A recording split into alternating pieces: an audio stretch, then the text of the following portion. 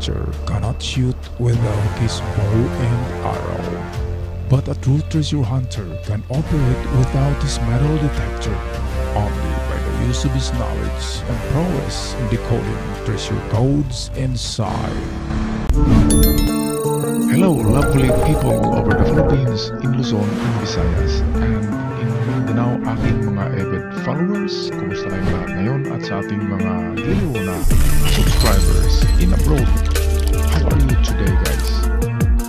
At sa mga bago pa lamang sa aking channel, huwag niyong kalimutan na i-subscribe ang ating channel. Click the red button down below, also the notification bell para palagi kayong updated sa mga bagong uploads. Kaya ako'y mag-shoutout kay na Ernesto Manalo, Emerald Batang, Jeswin Jade Salinda, shoutout din kay Jomilin Cabrillos, Bernard Paciencia, Luis Junior Cabahog, and also shoutout kay Nenji Cares, Noli Galo Mix Vlog, Luis Junior Cabahog, Rexa Lipu, Ian Cambarihan.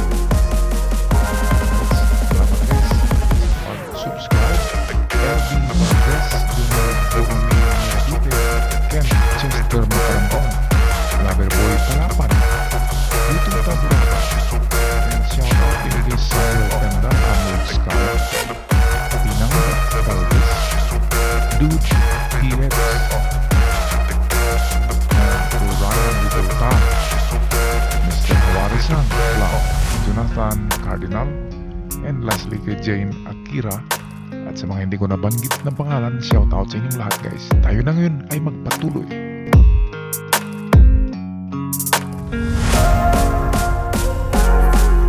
Okay mga katiyats, merong magandang treasure marker dito. Ito'y napakasimpleng pagkagawa na design ng treasure marker kung saan madaling mahanap ang treasure dahil binigay niya na ang direksyon at saka mga distansya. Ito ang talagang giveaway na treasure marker. Okay, at mayroon pang iba dito. Mayroon pang isa dito. Ito naman, hindi ako sure kung isang site lang ito ang binigay na sign sa atin, kung isang lugar lang ba ito o dalawang lugar ang magkahiwalay na nandito yung mga marka. Ito naman guys, kung ang sign na ito ay ang kahulugan ay treasure behind the tree or rock. Ang treasure daw ay nasa likod ng isang bato or isang kahoy. So ang gawin dyan ay tingnan natin sa unahan. Ito ang sundan natin na ito na pointer, itong mitsa or itong parang ayan, yan ang sundin natin. Tingnan natin yan, silipin natin dito kung yan ba ay tumama sa isang old tree or isang malaking bato. Okay, pwedeng old tree ang tinitingnan niya, at kung mayroong old tree sa unahan sa distansya na 15 to 20 meters, pag mayroong ganyan, ang treasure ay nasa likod, sa likod lamang ng kahoy. Ibig sabihin ay magkukay tayo sa likod. Hindi niya sinabi na treasure under, kundi treasure at the back, kaya sa likod.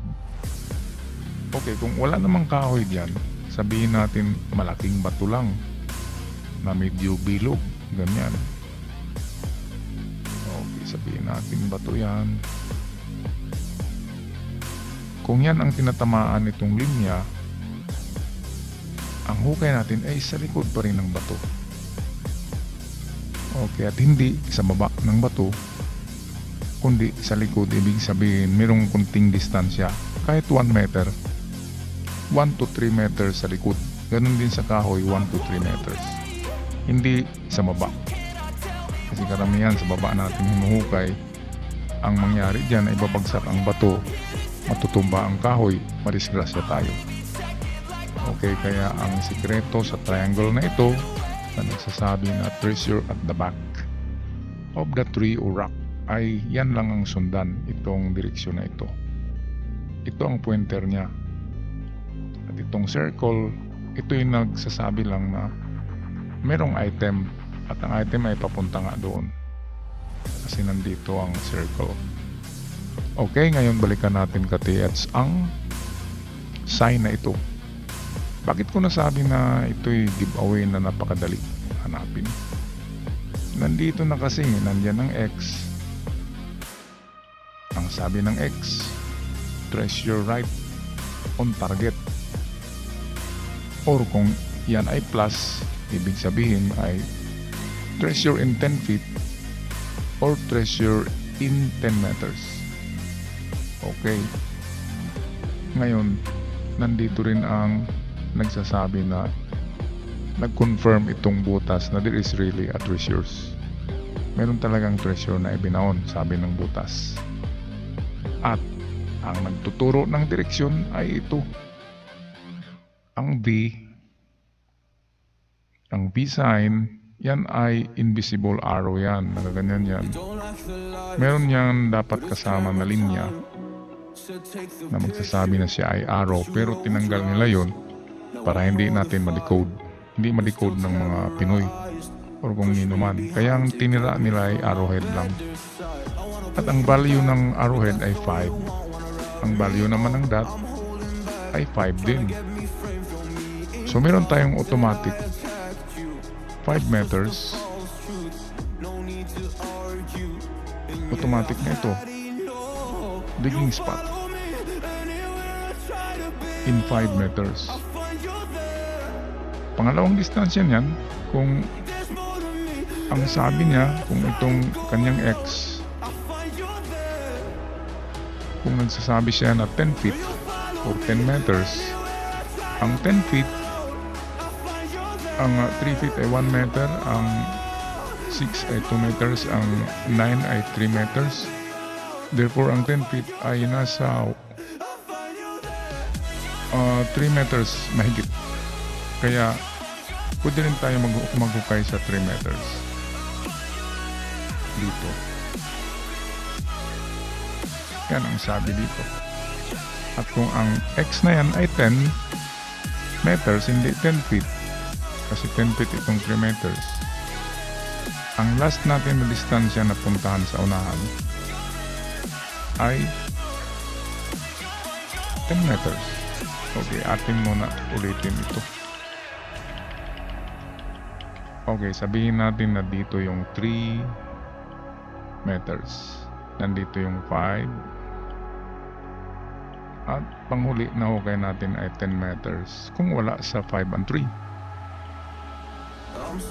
Ang maganda lang sa sign na ito, madaling hanapin siya kasi nandiyan na. I-align lang itong dot saka itong arrow, i-ganyan lang yan at idiretso natin kung saang direksyon tatama yan. At given ang ating mga distances 10, 5, 3 meters. At itong X, nagsasabi din siya na right on target or treasure right on the spot, right on target. Sabi niya, nakuha nyo, tinamaan nyo. Okay, ganyan ang mga X. Pero kung yan ay plus, nagsasabi siya ng distansya at ang tinuturo niya, kung by feet, kung 10 feet, that is 3 meters mahigit. At kung meters naman, yan ay 10 meters. Kaya walang kawala ang treasure dito mga ka-TH. Sana hindi ginalaw ang bato na yan. Kasi sa tingin ko ay kayang buhatin ang bato yan ng 4 na tao. Kaya sana hindi yan nagalaw para hindi tayo maligaw kung saan tayo puntahan. Pero I assure you, sa ganyang mga distansya sa pag-decode natin ay kuwang-kuwa na ang treasure dyan. Okay, I'm very much positive. Madali lang siya na sign, kaya dinicode ko yan. Baka naman certain tayo na nandyan pa ang item o sana naman hindi tayo naunahan. Okay, kasi may nakita ako dito na natibag ang bato, mayroong gumalaw sa bato. Sana naman hindi na naikot yan, hindi nag-iba ang kanyang distansya para hindi tayo maligaw. Okay, so yan lang ang aking pagpaliwanag, pag-analyze at pag-decode sa treasure sign na yan mga ka-TH. And I hope na patuloy pa rin kayo sa paghanap ng Yamashita treasures kung sakaling sumablay tayo. Ako'y magpaalam na. May the fortune be with you guys. Ciao for now.